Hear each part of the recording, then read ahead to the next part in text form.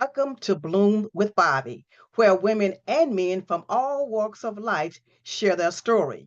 I'm Bobby Hobson, and my guest today, she's an author, she's an educator, she is a master certified life coach, and she is the founder and CEO of I-Mpact LLC. And impact she does. Please welcome my guest today, Dr. LaWanda Clark. Welcome, Dr. Clark. Hi, welcome. It's good to see you today. Look, hi, I said welcome. Hello, everyone. Thank you for having me, Ms. Bobby. I know I'm delighted to be here. I'm honored to be here. Glad to have you. On Bloom with Bobby, we always ask our female guests to identify a particular flower that they think best match their characteristics and describes them. So Dr. Clark says that the magnolia best describes her. So we're going to let her tell us how that works. So Dr. Clark, tell us how you and the magnolia have some things in common.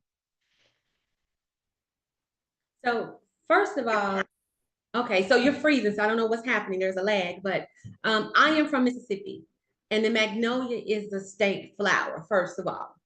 And so I grew up with a magnolia tree in my front yard. And that flower is so beautiful, the bright whiteness of the flower, and it's not at all a gentle flower. It's beautiful, but when you go to touch the petals, they're very thick, right? So that reminds me of strength. The magnolia does not grow on a vine, it grows on a tree, which means it's deeply rooted. And so there's a certain beauty to it. It's stable and it's graced through ever changing times. And I figure, that's me. With everything I've gone through in life, the beauty, the strength, and through ever changing time, just from growing up to Mississippi, being divorced, moving to Memphis, starting over, going back to school, just everything I've gone through with life, I've managed to take with it grace, and I've managed to endure and gain a level of strength that I never knew I had in me. And so when I bought my first home here in Memphis, I was delighted because there was a magnolia tree in my front yard to remind me of my strength and grace through life as it changes. Yeah. None of us get to where we are without others. So, can you tell us at least three individuals that have had the most impact on your life to this point? I want to say first, my mom. That's a resilient young lady. And she is so full of life, and she describes herself as fine as a Georgia peach. And so, with all that life and energy and how she has survived life, she's a cancer survivor. She's a survivor of an abusive marriage, and she came through that with grace. And she taught me how to look on the inside for my very own beauty just by watching her as a fighter and a survivor. And she loves unselfishly. Like she is just a giver of love. So I'm learning, and I've learned through her, it's just about giving and forgiving in life. The second person, may she rest in heaven, is my personal life coach, Sherlyn Payton. And she was one tough cookie. She was like a magnolia, very beautiful, but very strong. And she didn't mind telling you what it was that you needed to be doing. And she often challenged me. And I never met anyone to challenge me the way that she did. Even in her death, she's challenged me to just move on, do and be everything that I told her I wanted to be in life. And I want to say my third person, and it's a category, it's not a person, but I mentor young ladies. And it's a dual beneficial relationship. It's a mutually beneficial relationship because I gain so much from those young ladies, so much life, so much resilience. I tell them, if I had myself together at their age, 26 and 30, I would be a mess right now. Like these young ladies really have it together, and they push me to not give up and to keep going, and they pour into me. One of them calls me elder. She reminds me that I'm getting older, but I'm doing it with grace, and she keeps me tickled, but she keeps going, and she's working on her doctorate right now. And so my mentees are very important to me, and they impact my life. I'm going out to dinner with one this afternoon because she wants to share some things. But when I'm looking at them and how they're living their lives, I'm learning I can live life in a different way, even at my age of 53. I didn't even know you were in your 50s. I thought you were in So your my 40s. mom, my life coach, and my mentees are three people.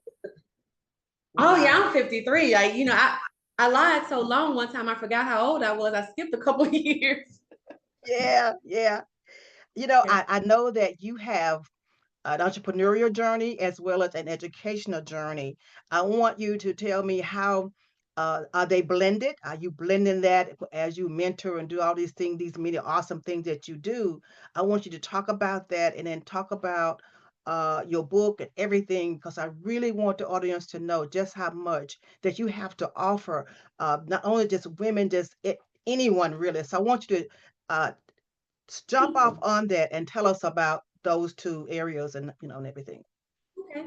So I've been in education for about 19 and a half years. And I spent about 14 of those years in a position of coaching, helping people grow, helping people develop, seeing what people did not see in themselves. And I believe that's a gift that God gave me. I'm everybody's cheerleader. I'm everybody's cheerleader, but I'm also a taste of truth for people. I'm a mirror. I'm going to reflect what I see in you because I want you to do better and be better because someone did it for me. I started as a school secretary, Ms. Bobby, sitting at the front office, answering phone calls, counting money. And somebody looked at me and said, "You need to be teaching." And I was like, "There's no way I need to be teaching. I don't even like kids." Now, mind you, I started my undergrad in education at HBCU, and you know what happens there, right? I partied. I partied, Miss Bobby. I partied. Then I said, "This is enough. I'm ready to get out of school." And I switched my major to criminal justice so that I can get out of school. That was my goal, just to get that degree from my parents. And that was it. And so I eventually went back into education. Um, and God made it so easy for me. My scholarships, I got scholarships free. I went to school for free. I got my admin license for free. The University of Memphis and Shelby County paid for me. Uh, I was married and I got my doctorate through a military, funding. And so I was like, this must be where I'm supposed to be. But still didn't think I should be coaching outside of school. I didn't put the two together. And so I just started coaching people, and then people were asking me to mentor, and they were seeing things in me. They were liking my quality of life, my attitude about life, the way that I just fight for myself and fight for others and advocate for children and advocate for teaching. And so talking to a girlfriend one day, and I was like, I just want to have an impact on people, but recognizing that how my life got together was that I had an impact on myself. I started looking in that mirror that I was putting in front of other people and saying I needed to change my life. I was a single mom. I moved here with my son, 7.25 an hour. Knew that was not enough to just do what I needed to do. That's when I went back to school. I started to change my mindset about life and what I needed to do. I couldn't blame my failed marriage. I couldn't blame my childhood. I couldn't blame the job market. I could only blame that I had not done what I needed to do to be where I needed to be in life. So I had to do a reset. I didn't beat myself up about it. I just did a reset and I put some things in place. First thing, just making a target. What is it I want to do in life? Where do I want to be? I wanted to be, and I was small then because I just wanted to be able to provide for my son, right? And then it was like, oh, I want to do something for myself. I want to be professional. I want to be impactful. I want to lead people. I want to grow. I wanted every interaction I had with someone to change their lives for the better. I thought I wanted to preach. And then the pastor told me that wasn't my calling. So I was like, what do you mean? I got three sisters that are ministers. Truly, surely this is what I'm supposed to do. He was like, no. And my feelings were hurt. Oh my gosh. I was like, God showed me I was on a stage in a purple suit. I remember the suit. It was a purple suit. And I was walking with a mic going across that stage and I was putting words out there. And I said, I must be called to preach. But it wasn't preaching, it was teaching. And it was teaching people and walking with the people and being in the trenches with the people. A lot of people I came in contact with, Miss Bobby, I'm not saying they don't rely, they don't know the Bible, they don't know the God, or they're intimidated by it. And so when people come to them and they speak of verses and they speak of stories, they shy away. And so my approach was just, I'm going to come as me. I'm going to share my journey. I'm going to tell you what I did. My life is an open book, right? I got a few things I'll take to the grave, but for the most part, I'll tell you anything you want to know about me because everything I've gone through in life is to help others. Yeah. And so And I it's still started. and Dr. Clark, it's still ministry. It's just on a different platform where you're doing it, but It is. it is still ministry. You are still discipling. It Yes. is. You're Mm-hmm. exactly right. You are exactly right. And so once I started to accept that, things just fell in place and they became aligned. And so the first thing I thought about was it takes a village. And I was like, nope, that wasn't sticking because it wasn't the message. I wanted people to know that in order to make the changes in your life, you had to start with yourself. God gives you everything you need. Everything is in you. Now, He can make it easy for us, He can do it all for us, but that's not how He operates. He gives us free will and choice. And so I wanted to get people together to understand how do you make better decisions, effective decisions? How do you develop yourself into who you're supposed to be, who God destined or ordained you to be? And then how do you help other people? It's about helping other people become better. It's about creating a community where we love each other, we're performing at our best, we're helping each other when we're down, but we're Mm-hmm. reflective of our practice. And I mean our practice and how we live our everyday lives. And so Yeah. I targeted, I started affirming myself, I started believing in myself, and I started to stand a little taller and walk a little taller. And then I said, okay, this is good. Let me develop myself. Let me go back to school. Okay. And I had all that together, but I still was falling, Miss Bobby. And then Yeah. I said, now you got to go abolish some of those behaviors and mindsets that you thought you can carry along with you. They were weighing me down. Yeah. And so I had to really dig into myself and say, okay, you can't take everybody with you. You can't be everybody's friend. Not because they're not a good friend, you're not a good friend, right? Mm-hmm. You got to change some of your own beliefs about yourself, what you think about this world, so that all of this can come together. And when I Yeah. started to abolish certain behaviors and certain beliefs, walking away from certain people or certain Mm-hmm. things, I found myself alone. But I was Mm-hmm. okay because I'm an introvert. I tell people I'm an introvert. But Yeah. when it's time for me to walk my walk and do what I do, I'm out there for everybody. But I have to come Yeah. back in so I can recoup and get myself together. And so Yeah. then I started with the workbook. And somebody asked me, is this how you live your life? And I said, I didn't know this is what I was doing. I was living and Yeah. writing my workbook. And they were like, you should write a book. No, I don't want to write a book. I want to write a workbook. I want Huh. people to work. And that's why I call it a workbook and a reflection journal. I want Mm-hmm. people to work and reflect on what they're doing for themselves so they can be better mothers, better fathers, better sisters, better brothers, better children, better people of faith. Because my book talks about goals for faith people, for people of business. I just want people to be better all around, and Mm-hmm. that's easy said. But as long as I'm out there giving people the truth, not trying to hurt them. But you know what, Miss Bobby? People don't move until something hurts them. People don't move and do until they get mad, right? And when Yeah. you get mad, you want to do something, whether you want to fight or fix it, but you want to do something. And so Mm-hmm. that's where I am now. Like I'm making people mad, move Yeah. and do. And I met with I get somebody it. Sunday and I got a call back and said, you hurt somebody's feeling. I said, well, good, maybe she'll do something. Because I'm tired of every time I see her, she's looking like, woe is me. Now Mm-hmm. that she's mad, maybe she will get up and do something because I told her what she needs to be doing. Yeah. Now it's on her, and I told her I will help support her. But that's where I am. My impact now is about making people mad. And I Mm-hmm. enjoy making people mad by making them move and do. I'm gonna challenge you and I'm gonna accept your challenge. When you tell me no, I'm like, okay, it's on, let's do it. And let's make each other better. So that's where I Yeah. You know am what? in life right Because now, Ms. this Bobby. is Women History Month, and before you got on, I said, let me look up something that coincides with Dr. Clark, and I found this one when you just said something, and this is by Amelia Earhart. She said the most difficult thing to do is act, ACT. The rest is Yeah. tenacity. And you always talk about move, take the action, make the decision. And so I love that all Yeah. through your talking, I'm hearing you got to move, you got to make a decision, you got to act on that thing. So I like that. Yeah. Hmm. Yeah. And another You know what? thing, As a principal, go ahead, go ahead. I was elementary principal for 5 years, and I would tell my teachers, as long as you make a decision, I got you. right or wrong. If it's not the best decision, I'm going to support you and coach you through it. And if it's the best decision, I'm going to cheer you on. But make a decision. Hmm. Don't be afraid to leave your classroom. Don't be afraid to interact with parents. Don't be afraid to even grow and develop yourself. But just make a decision. And when it comes back, what you don't have to worry about is Dr. Clark just beating you down about it. Now, I'm going to give you some truth about it, but I'm going to support you to help you navigate you to make better decisions. And that's what it's about. We got to do. We got to do more. We got to move and do. Gotta move and do. Move I and do. love Get that. You gotta mad. move and do. You Get are mad. absolutely right.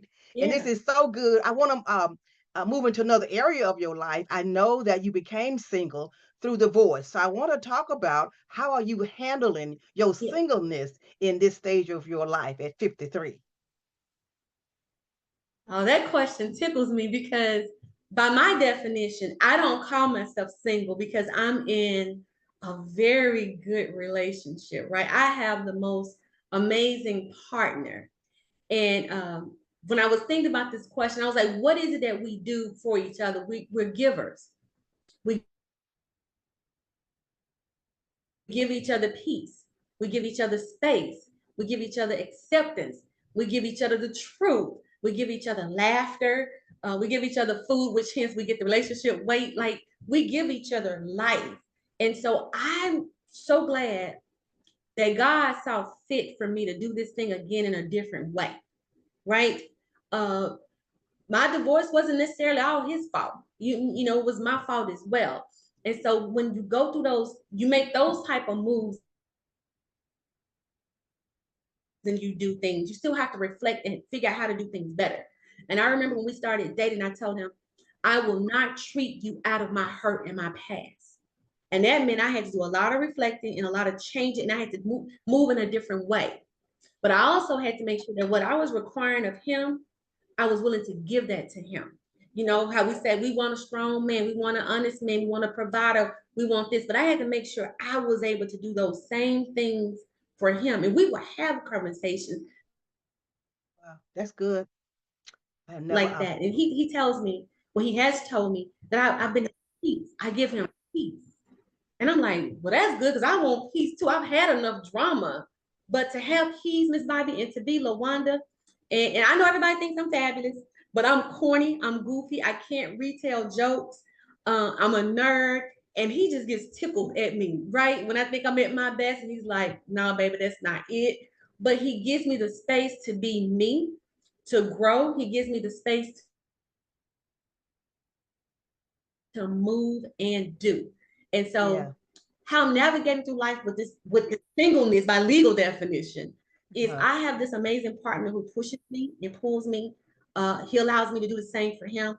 And we just give. We just that's give good. to one another. And I watch as he gives to others. And that was one thing that really attracted me to him, that he was a giver to others. He Mm-hmm. gives of himself, but he also knows when to say no, Gotcha.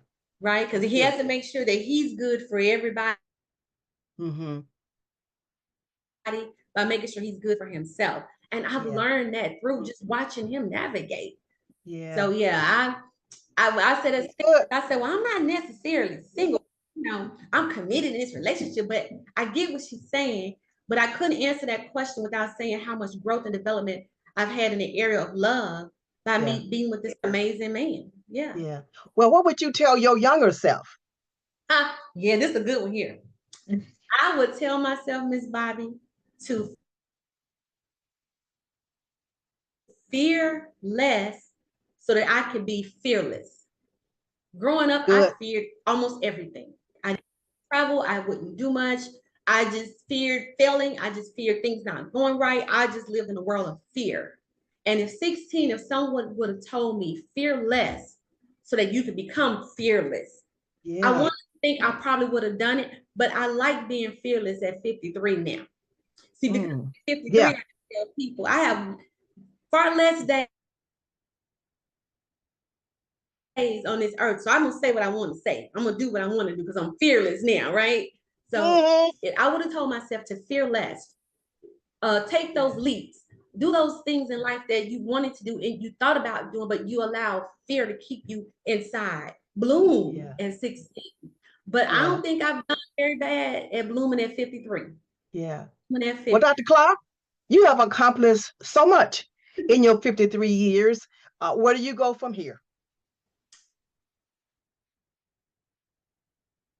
Whatever God's will takes me, wherever this I-Mpact and MAD movement takes me, uh, just wherever my feet put me now, because like I said, I'm fearless. So I'm walking into rooms that I never thought I would be in.